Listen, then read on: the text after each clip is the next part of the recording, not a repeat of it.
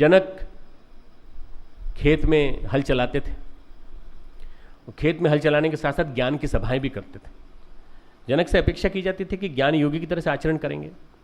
जनक रास्ते से चले जा रहे थे, उसी मार्ग पर सामने से अष्टावक्र आ रहे थे, उनका मार्ग रोक लिया, अष्टावक्र का मार्ग रोक लिया और कहा राजा की सवारी आ रही है। लोगों ने हटाया, राजा की सवारी आ रही है। बोले मैंने तो सुना था जनक ज्ञानी है, ज्ञानवान व्यक्ति ऐसा आचरण कैसे कर सकता है? राजाज्ञा का उल्लंघन करने के कारण उन्होंने अष्टावक्र को एक कोने में कर दिया। तो उन्होंने कहा राजा तो मूढ़ है।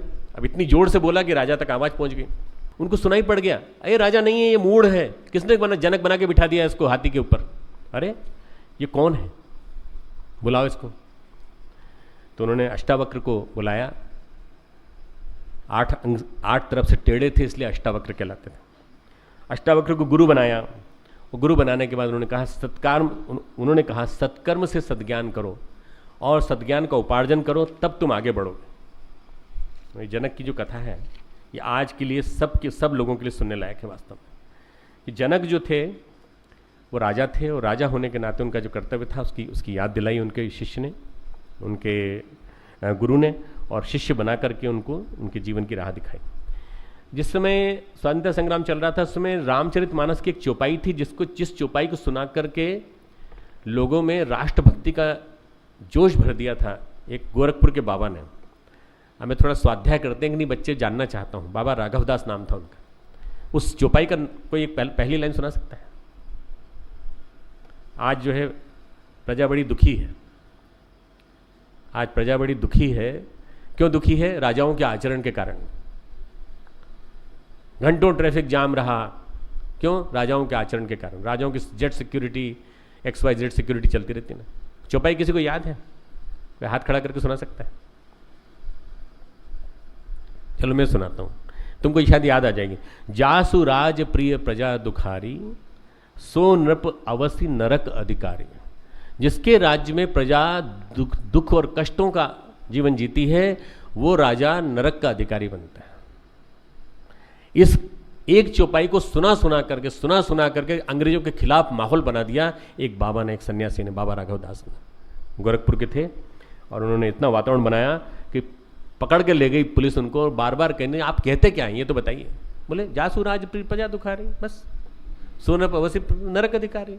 तो उन्होंने कहा इसमें तो कोई खास बात नहीं है, तो रामचरितमानस की बड़ी प्यारी सी चौपाई समझ में तो आए तब ना। तो उन्होंने कहा इससे कुछ नहीं है, तो छोड़ दिया। कई बार छोड़ दिया गया। जब एक जज विद्वान आया उसने रामचरितमानस को पढ़ा तो उसने कहा अरे तो हमको नरक में भेज रहा है।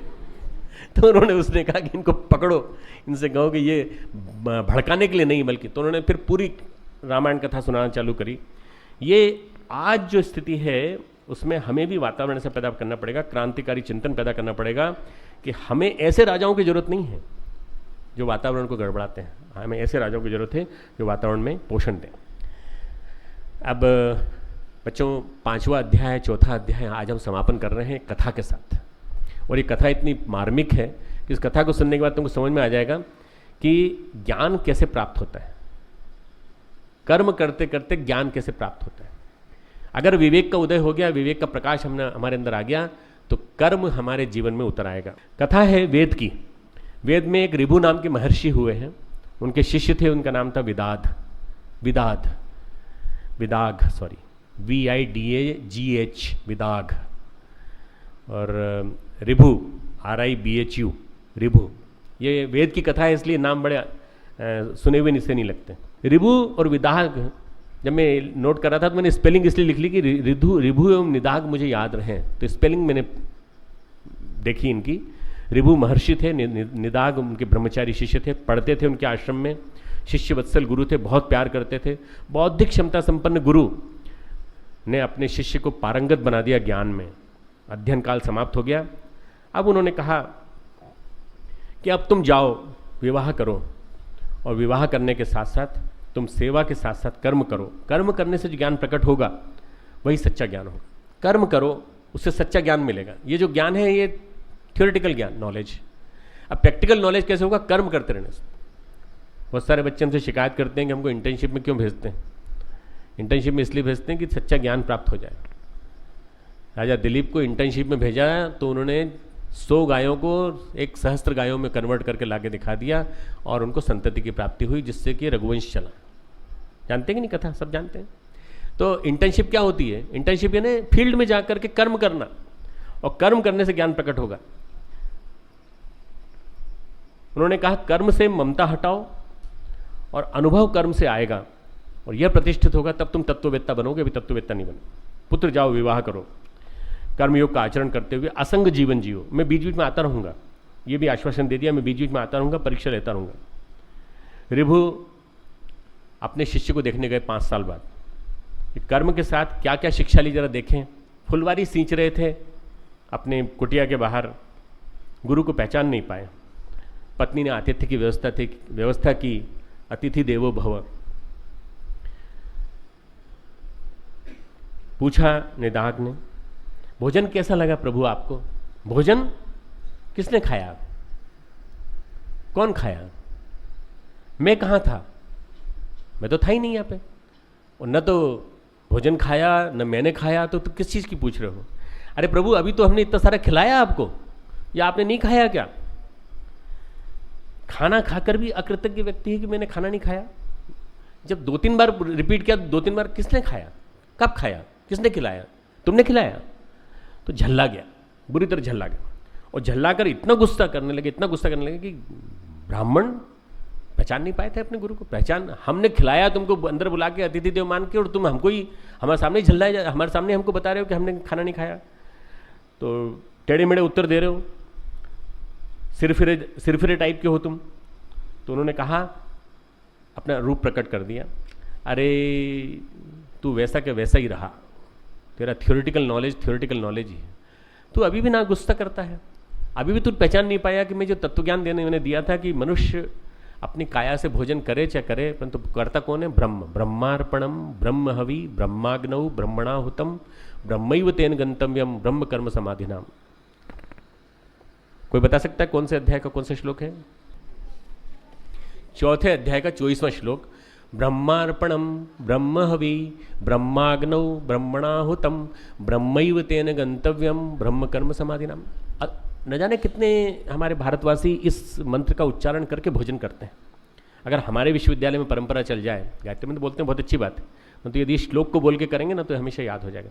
हमने किसको अर्पण किया? ब्रह्म को अर्पित किया। हमने नहीं खाया, ब्रह्म ने खाया।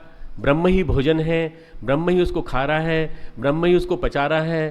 तो जो कुछ भी है वो सब अर्पण भी ब्रह्म को है, ब्रह्ममय है सब कुछ। तो उन्होंने कहा मैंने तुमको इतना सब कुछ सीखने का मौका दिया, तुम मेरे ज्ञान को भूल गए, मैं गलत था कि मैं तुमको तत्ववेत्ता बना बैठा। तो उन्होंने कहा कि प्रभु क्षमा कर दें, अब एक मौका और दीजिए। उन्होंने कहा ठीक है, कर्म करो, असंग रहकर कर्म करो, निरासक्त कर्म करो।